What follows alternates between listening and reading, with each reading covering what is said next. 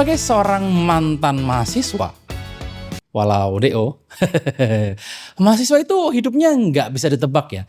Kadang kayak dar-der-dor gitu loh. Pagi kuliah, siang nugas, sore nongkrong, malam pacaran. Ini mah lagi ngomongin saya. Kalau kalian mahasiswa yang rajin belajar, bagus, teruskan. Untuk yang serba nggak ketebak, yang kesiksa bukan cuma badan kita doang, tapi HP kita juga. Saking sibuknya kadang nggak sempat ngecas diri sendiri dan ngecas HP gitu. Mau beli HP yang cepat ngecasnya mahal, bisa dipastikan di atas 5 juta. 5 juta bejir. Kalau beli bakso cuanki itu bisa stok setahun tuh. Katakanlah cuanki seporsi 15.000. Nah kalau tiap hari makan cuanki, bisa dapat 333 hari tuh. Enak kan?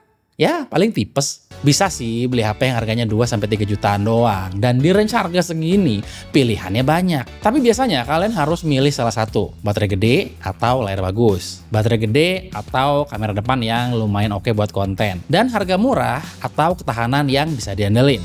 Jarang ada yang bisa ngasih semuanya sekaligus di harga segitu. Vivo T5 mencoba masuk ke celah itu. Dia mencoba jump in gitu. Anjay, jump in. Kita mulai dari desainnya ya. Ada dua warna, total gold dan total grey.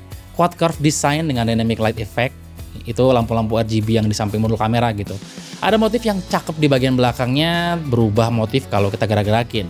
Modul kameranya tuh metalik, finishingnya rapih menurut saya. HP ini lumayan tebel, 8,49 mm, beratnya 219 mm, dan saya harus akuin ini agak berat. Tapi malah kerasa kayak HP mahal loh, kayak solid banget gitu loh. Berat.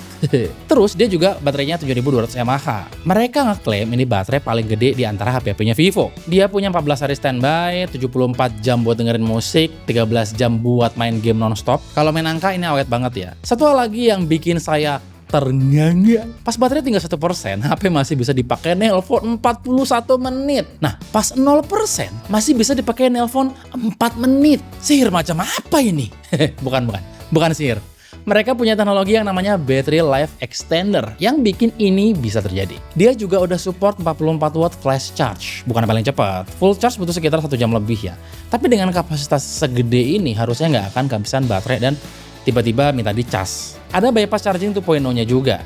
Main game sambil ngecas, suhu lebih adem, nggak ganggu performa, dan minim throttling. Soal durability, Vivo ini udah paling keras lah. HP mereka tuh punya banyak banget sertifikasi durability, termasuk HP ini. Mulai dari IP68, IP69, IP69+, bisa diceburin ke dalam air sampai kedalaman 1,5 meter selama 30 menit, tahan semprotan air bertekanan tinggi, dan ada underwater photography mode. Bisa foto dan video sambil nyelam. Pas banget buat kehidupan mahasiswa yang tak terduga. Anjay, mantap bener nih, Brima. Terus untuk layarnya, dia pakai panel IPS LCD, resolusinya HD+, 1570x720, bukan AMOLED, bukan Full HD juga, refresh rate-nya tetap di 120Hz. Tapi dari sisi kualitas visual, warnanya kontras, peak brightness-nya ada di 1250 nits, overall masih oke layarnya, dan saya sih nggak ada keluhan ya. Untuk performanya, SoC-nya pakai Snapdragon 6S Gen 2, dan ini SoC 4G ya. Kalau mau yang support 5G bisa sikat si Vivo T5 Pro 5G. Storage-nya pakai UFS 2.2, lebih ngebut daripada eMMC sudah pasti. Untuk pemakaian casual, SoC ini cukup reliable menurut saya, nggak lemot dan masih enak buat main Smash Legend dan Mobile Legend. Lanjut ke kamera utamanya beresolusi 50 megapiksel wide camera plus depth sensor. Sedangkan untuk kamera depannya 32 megapiksel. Di harga segini kayaknya dia yang paling gede deh resolusinya. Buat yang suka banget sama selfie atau bikin konten pakai kamera depan, ini sih bakal cocok banget ya. Kalau cuma buat jepret-jepret harian atau penggunaan dokumentasi harian gitu, ini udah lebih dari cukup menurut saya. Hasilnya tajam dan lumayan konsisten. Kamera depannya bisa merekam video di resolusi 1080p. Padahal resolusinya kenapa ada dia di sini? Ngapain kamu bikin video di sini? Nanti kamu ketabrak motor. Ya siapa? Ya hati-hati ya, tolong. Padahal HP ini bisa merekam video, resolusi kamera depannya 32 megapiksel, tapi videonya hanya di 1080p aja. Apakah ini sudah cukup? Menurut saya sudah cukup. Jadi untuk ambil selfie oke, ngambil video juga harusnya oke untuk harga segini. Untuk kamera belakang juga sama, dia 1080p, karena memang kalau saya lihat Yang penting peruntukannya memang bukan untuk bikin konten video walaupun resolusinya tinggi. Begitu untuk hasilnya seperti yang lihat sekarang, lumayan oke, lumayan stabil dipegang pakai tangan. Jadi untuk videonya cukup oke.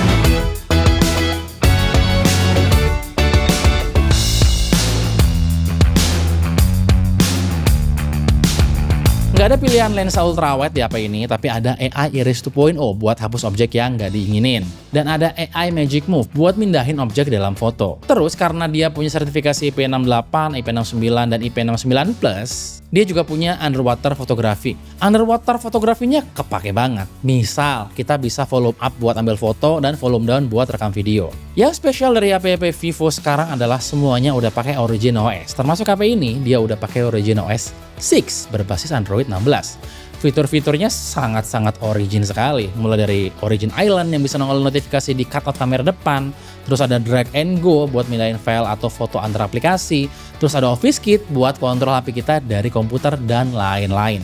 Buat kalian para mahasiswa yang kerja sambil kuliah, Office Kit dan AI Caption itu surprisingly bakal kepake sih. Nah, terakhir soal harga ya. Yang bikin seri tim menarik salah satunya adalah harganya. Vivo selalu ngasih harga yang sangat-sangat tidak pantas untuk HP-HP seri tim mereka.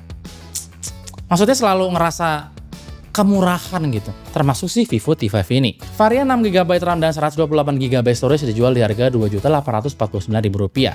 Tentunya setelah cashback. Dan varian 8GB RAM plus 256GB storage dijual di harga Rp3.999.000.